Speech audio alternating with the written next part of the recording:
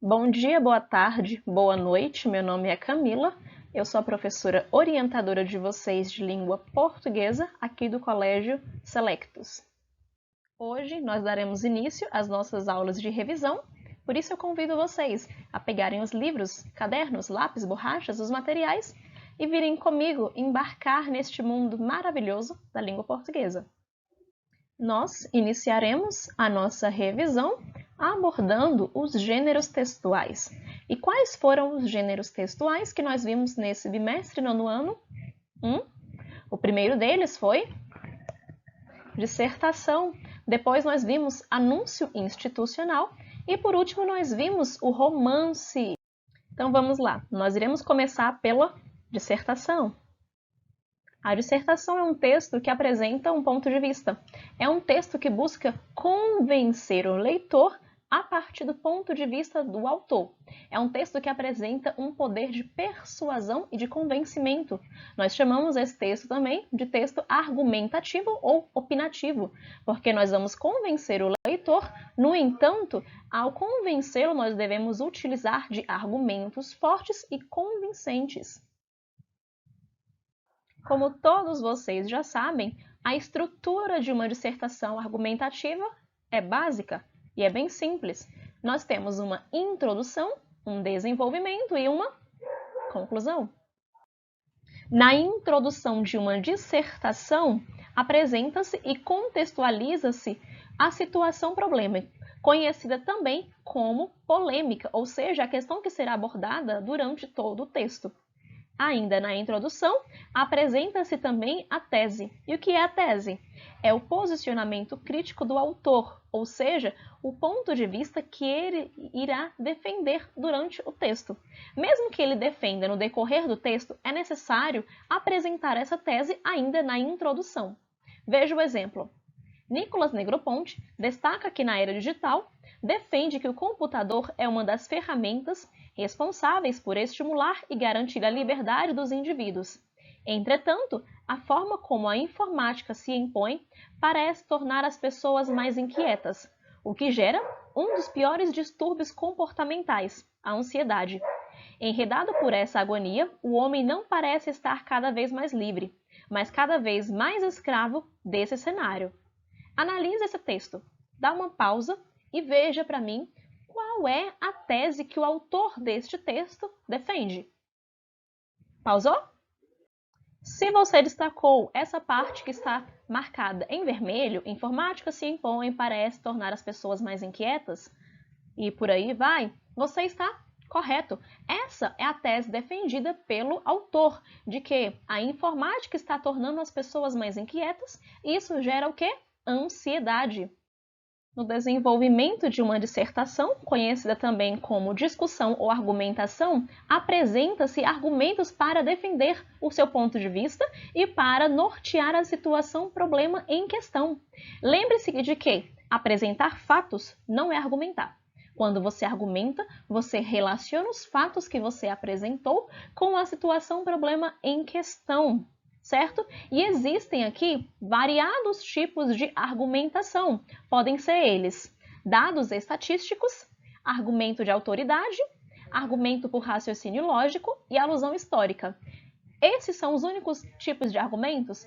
Não, existem variados, muitos, inúmeros tipos de argumentos. No entanto, esses são os que nós mais vemos, os mais conhecidos. Então vamos lá. Na dissertação, nós temos os argumentos, que eles podem ser dados estatísticos, ou seja, você vai apresentar algum dado relacionado ao assunto. Na conclusão de um texto dissertativo argumentativo, apresenta-se uma proposta de intervenção, que é uma solução para os problemas que foram abordados no decorrer do texto. E nessa proposta de intervenção, responde-se perguntas tais como quem, o que, como e por quê. Ou seja, o agente da proposta, certo? A ação da proposta, o efeito que essa proposta vai fazer e como que ela será feita. Lembre-se que a proposta de intervenção não deve ser uma solução isolada, nem mágica. Ela deve estar relacionada com os fatos apresentados no decorrer do texto. Lembre-se também de que é reafirmado o ponto de vista do autor dentro da conclusão, ou seja, a tese também está presente na conclusão. Vamos agora para um outro gênero textual, o anúncio institucional que foi abordado nesse bimestre. Anúncio institucional é um gênero textual em que empresas e organizações utilizam-se para apresentar ao público ou ao leitor determinadas informações. Eles têm o objetivo de convencer o leitor ou o público a adotar determinados pensamentos ou comportamentos. Esses textos são multimodais, ou seja, apresentam o modo da linguagem verbal, através da palavra escrita, ou a linguagem não verbal, que utiliza-se de imagens também para apresentar informações. Um dos elementos básicos do anúncio institucional é o slogan, que é uma frase curta, de fácil memorização e que reforça a ideia central do texto. Vejam só alguns slogans conhecidos. Bombril, tem 1001 utilidades. SBP, terrível contra os insetos. Contra os insetos. Doril, tomou Doril, a dor sumiu. Unimed, o melhor plano de saúde é viver. O segundo é Unimed. McDonald's, amo muito tudo isso.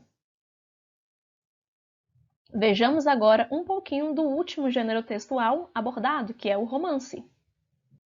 Quando nós falamos no gênero textual romance, muitas pessoas associam esse texto ao amor, à paixão. São textos românticos, muitas vezes melosos, cheios de amores e carícias. No entanto, é possível compreender o romance como um gênero textual muito mais elaborado e complexo.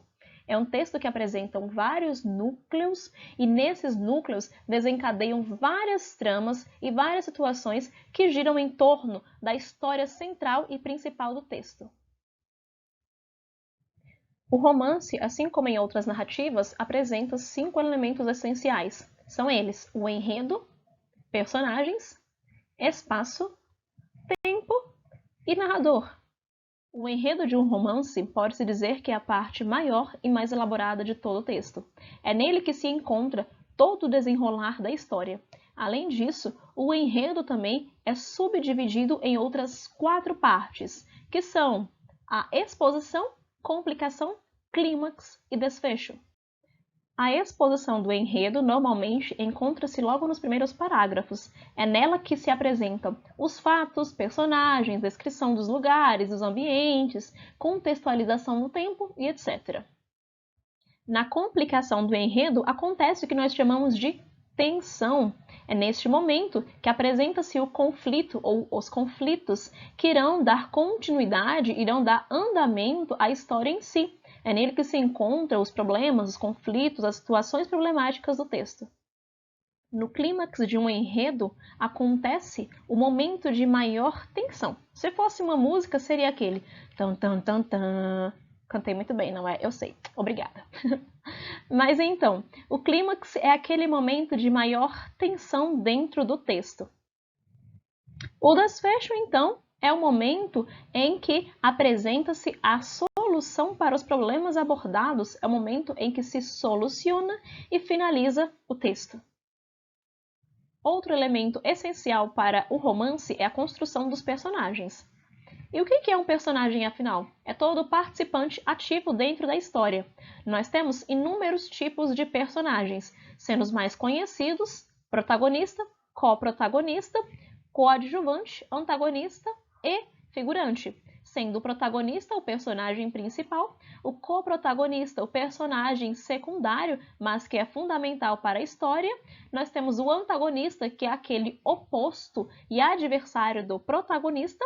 O coadjuvante é o personagem que não é essencial, mas que colabora para a construção do enredo. E o figurante é aquele personagem que não colabora efetivamente, mas está ali para acrescentar no texto.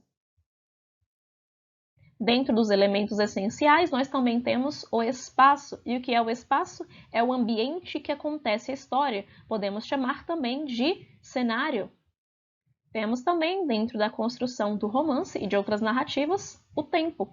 E o que é o tempo? É o período, o momento, a época em que acontece a história. E o período, o tempo, ele pode ser classificado de 2 formas. pode ser um tempo cronológico, ou seja, um tempo que acontece de início, meio e fim, períodos de tempo, meses, anos, minutos, segundos, séculos, décadas, mas também pode ser um período psicológico, um tempo psicológico em que os fatos acontecem e desenrolam-se nos pensamentos do personagem, nas emoções e nos sentimentos desses personagens. Por fim, nós temos o último elemento essencial, mas não menos importante, pois sem ele é impossível construir a história.